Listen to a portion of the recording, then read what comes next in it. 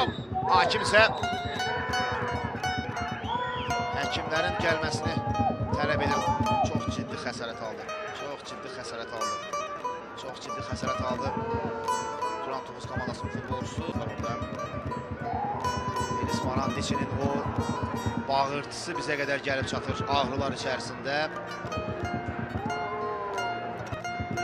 İzləyək təkrarı. Ayağı qırıldı. Böyük ehtimalla ayağı qırıldı. Çox pis vəziyyət. Çox böyük ehtimal. Şafranko özü də çox məyusdur, çox şok keçirdi. Slovakiyalı hücumçu özü o anı.